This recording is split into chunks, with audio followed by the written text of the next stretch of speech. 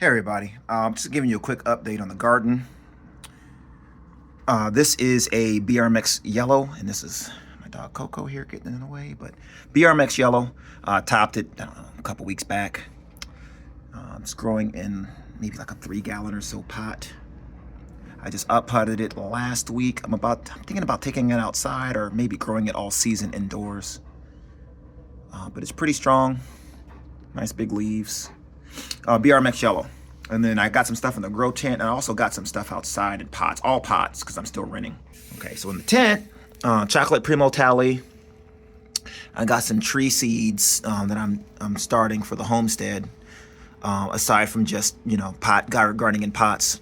And then this is a chocolate primo tally, and that over there is a Passia, a Pesio, I think, or something like that, from Refining Fire. I'm gonna cross this. Not with this one as I originally intended, but a chocolate bootleg CS. And these are melon. It's my son's tomato. It's always sickly though for some reason. And let me show you outside. It's gonna be real quick because I'm kind of busy, which is also why I'm not posting very often, but just give me a sec. All right, don't mind the sound of the cars. It's really loud. I can't avoid it. I live right by a major street, but at least for now. These are some sunflowers that they grow, each like little sunflower like this, I don't know, maybe 60 of them per plant. This is from last season. It's self-seeded. I'm gonna take some of these, I'm gonna take the genetics with me. And then we got some Syrian peppers, some of the same ones that I left here for the next people. And then, so these are all pots. I'm doing a lot of a lot of bottom watered pots this year. So this is one of them. There's the other one back I just showed you. And then along the line here, just some of the weaker peppers that I didn't want to bring with me because I have extras that are stronger. So I left them for the next tenants along the bottom. Got some flowers, very fragrant. And then berries for the homestead. So gooseberries, elderberries, and what's the other one? Currant. Gooseberries, elderberries, currant. Or there's like 32 different berries we're going to be putting in the understory. Everything but the elderberries. The elderberries is going out full sun. The currant and gooseberries are known to do well in the understory as long as they're getting a little bit of dappled sun. So that's what we're going to do with those. And there's got an overwinter fig, cold hardy fig that doesn't look all that healthy, but not all that horrible either. Got my CP115. This is where I'm gonna bring the pollen in from indoors. These are 2 BRMX yellows here. So this one specifically, it looks like a seed saver because it's the strongest one I got. I had a stronger one, but it got grasshopper ridden early in the season. We got some tomatoes. These are black krim. This is another Aleppo that looks like it has mite damage. Let me know if I'm wrong, but to me it looks like mites on this one. I don't have a magnifying. This is one I brought outside. It would be twice as big as this, but when you're taking overwinters outside, just know that a window, if you're growing in a window, it blocks the sun, like the photons from the sun, by like 30-40% just with the window alone. And then it blocks all the UV rays. And so when you take that plant outside, even if it was in the window, not only is it getting a stronger sun, but it's getting full UV right off the bat. And this thing almost died. I had to bring it closer to the garage, and it's coming back to health now. It's like greening up a little bit. This one here, I think that's another BRMX yellow. I can't remember what this was, or a sweet pepper. And then another, I think this one here. Yeah, this is a Queen of the Night tomato. And then I believe this is a Urfa Bieber. Yeah, that's definitely Urfa Bieber there. And then this is from Fattest or Reaper. No, this is the Pink Ghost Peach or whatever it is that he has on his site.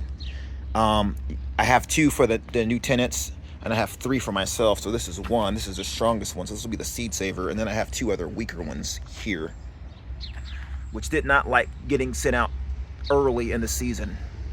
But now that it's warming up, they're doing better. This is the other Queen of the Night. This is my seed saver. This is the biggest one right by the trash can with tons of tomatoes on it already. where is, yeah, right there. So tons of flowers, tons of tomatoes on it. This is my seed saver, my black habanero from Refining Fire Chilies. This is a cross, so it's a black habanero, and not chocolate, but black habanero there. And and then I have some more tomatoes and peppers. This is the Lisha, I don't know how to pronounce it, but it's the orange variety here. It has one pod. I took all the other flowers off because it was real weak.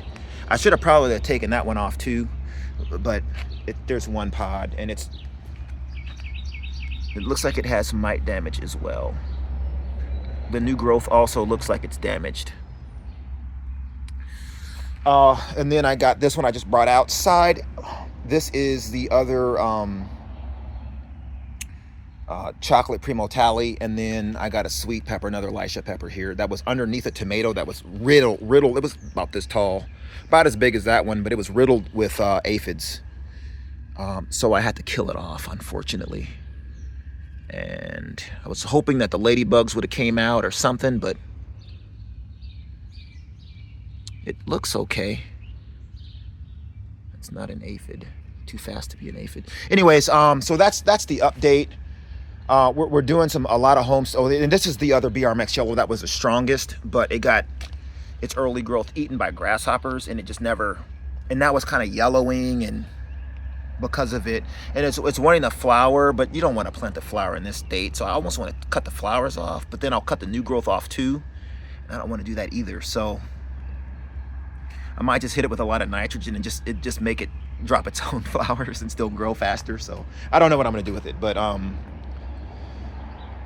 so yeah, this is it. And I guess the big change is that we're going to be doing a lot of berries in the understory. Orchard looks good on the homestead. It's fenced in all the way around. It's about 1.5 acres of orchard. Tons of apple, pear trees, all kind of other trees there as well. The garden, we're building raised beds. There's 3 of 20 so far. And we're going to, at the max, we're going to max on 40 raised beds, and everything else in the garden's going to be in ground. So that's coming to fruition as well. So that's a small focus. We're not spending tons of time there, but here and there I take the drive. And this is a conglomerate of Aleppo peppers that also look like they're being hit by mites. I'm gonna buy predator mites, because that does take care of mites really fast. Because this little cluster is going to be pretty productive if I can just get rid of the mite damage on this one. If you have any questions or concerns, let me know. The soil, though, is like a peat-based soil. There is for silica, because there's no real sand, silt, or clay in this stuff. So for silica, there's rice hulls, which is also aeration. And then for fertility, there is biochar that I aged along 50-50 with compost, and then added tons of flowering amendments, so heavy in phosphorus and heavy in potassium, and then also maybe some magnesium added with Epsom salt. I aged the biochar and the compost for about 4 months before adding it to the basically like a pro mix. But then also I came behind that and added in a lot of pumice stone for aeration as well. You can't see anything because I have it. This is wood chips from last season on the ground. I just reused, and things here in Oklahoma self-seed. And also another thing is that the growth here is like quadruple what I would have seen in Arizona at this same time in Oklahoma. The growth is quadruple, literally. The health is 4 times, even with the mites, is 4 times stronger than I would have ever seen at this same time in Arizona. My plants would have been like half the size, if not smaller than that in Arizona. But here, it's almost like I became a master gardener just by moving here. Like, look at this tomato. Like, this is the first month of the growing season, 30-gallon pot. So I don't know what to do with this thing. I might have to like put it underneath like an overhang, and then bring strings down and trellis like each branch, but I have to do with all 3 and just make a whole wall of tomatoes. But then the pots won't support that much growth, I don't think. So I don't know, but it's a good problem to have. In other words, it's a really good problem to have. Peppers everywhere. Like, this is another BRMX yellow, I believe. here. But big fat peppers just growing early in the season is like a good problem. Like, it's the first month and I'm already at this stage. Like, imagine 2 more months. So it's pretty exciting. And then the rains here, I haven't really had to water the pots too much. The bottom watered ones I do, because they're blocked from the rain, but everything else is just almost overwatered with just the rain. So it's a really good problem to have. Like, there's no chlorine, no chloramine, no fluoride in this water. Plus the electromagnetism, just the energies in the water are still fresh because they're fresh from the rain. So the life in the water, you can see it displayed in the plants, versus Arizona, when the water is sitting in like man-made cisterns sent through chemicals and just sitting forever, that energy depletes. And that's why you have less results, because the energy flow in the water isn't the same as when it's fresh. So when you get it from God directly, like, you get way better results. Plus it's more humid here too because of the rains, and so that's also benefiting the plants. Any questions? Yeah, let me know. And this is the remnants of that tomato plant that was so strong but riddled with aphids. But yeah, you have any questions or concerns, let me know. One thing I did try to focus on with the soil is keeping the organic matter at the very, very ultimate lowest. I mentioned that in some of the other videos in past years, but I would imagine compost is 10% or less in the overall mix. So it doesn't make up a lot of it, a lot of the mass. So the roots are white, bone white. I take these out, they're all bone white.